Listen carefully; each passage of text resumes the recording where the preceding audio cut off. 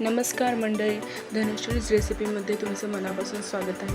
चॅनलला सबस्क्राईब आणि व्हिडिओला लाईक नक्की करा. तर आज आपण बनवणार आहोत इकडं चोको पीनट बटर आणि साधं पीनट बटर. हे दोन्ही चवीला अगदी उत्तम लागतात आणि हेल्दी पण असतात. चला तर सुरू करूया. इथे आपल्याला शेंगदाणे घ्यावं लागतील आणि इथं मध घ्यावं लागेल आणि कोको पावडरही घ्यावं लागेल, जी मला दाखवता आलेली नाही. आपण इथे कढईत शेंगदाणे ठेवायचे भाजायला आणि छानपैकी भाजत राहायचे. ते बारीक गॅसवर भाजायचे. स्टार्टिंगला थोडा वेळ फुल गॅस करायचा आहे आणि कढई छान तापलं मग बारीक गॅस करायचं. असं त्याला मिक्स करत राहायचे, म्हणजे हलवत राहायचे. बारीक गॅसवर ठेवायचे. स्टार्टिंगला फुल गॅस करायचा थोडासा वेळ, म्हणजे करपून नाही द्यायचे पण बारीक गॅसवर नंतरनं करायचं. बारीक गॅस म्हणजे असं परतत राहायचं आहे. तुम्ही जर चॅनलवर नवीन असाल तर चॅनलला सबस्क्राईब नक्की करा, कारण आपण अशाच नवीन नवीन व्हिडिओज घेऊन येत राहू.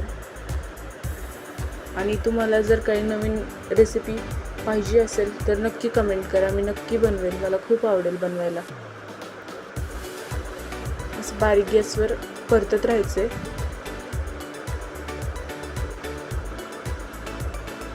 असं थोडं थोडं आता आहे ना ते भाजायला लागले. असं छान छान भाजत राहायचे.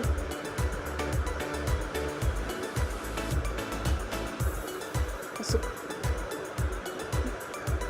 हे पीनट बटर आपण आठवड्याभर स्टोअर करू शकतो फ्रीजमध्ये. त्याच्यावर जास्त नाही टिकत. शक्यतो आपण फ्रेशच बनवून खात जा, कारण की जास्त दिवस राहत पण नाही ते चांगलं. आणि हे ना क्रिस्पी व्हायला लागले आता थोडे. आता आपण हे काढून घेऊ.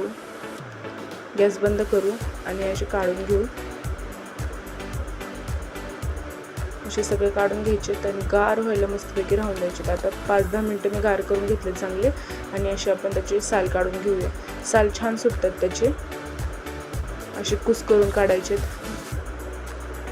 पूर्ण गार होऊन द्यायचे, म्हणजे ते पटकन निघतात साल आणि पटापटा होतं ते. आणि हे शक्यतो बारीक गॅसवरच करा. आपण हे ना साल काढून घेतलेले. आता हे आपण बारीक करून घ्यायचे. हे छानपैकी सगळ्याचे साल काढलेत आपण. साल जास्त करून राहून नाही द्यायचे, ते चवीला छान नाही लागत आणि दिसायला सुद्धा चांगलं वाटत नाही. आता हे आपण बारीक करत राहायचं. एकदम बारीक पेस्ट करायची आहे.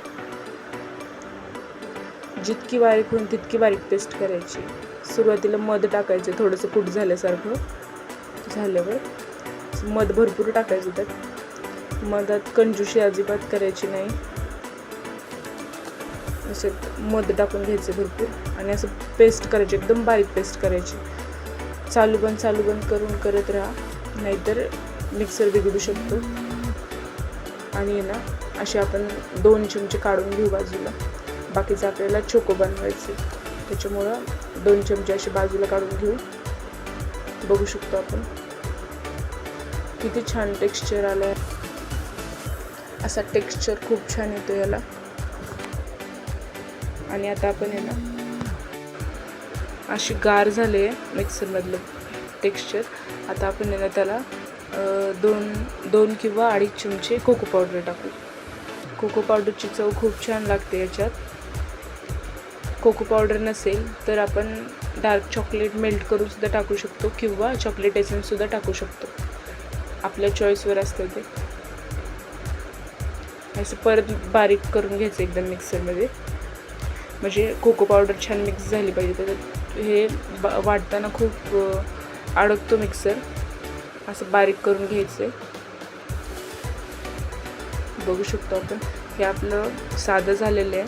आणि हे चोको आता आपण हे काढून घेऊ. आता आपण बघू शकतो याचं टेक्स्चर. हे बघा, हे साधं.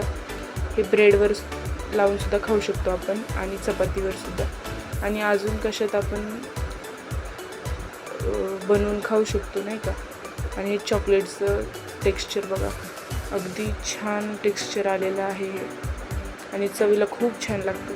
व्हिडिओ आवडला असेल तर चॅनलला सबस्क्राईब नक्की करा आणि व्हिडिओला लाईक नक्की करा. धन्यवाद.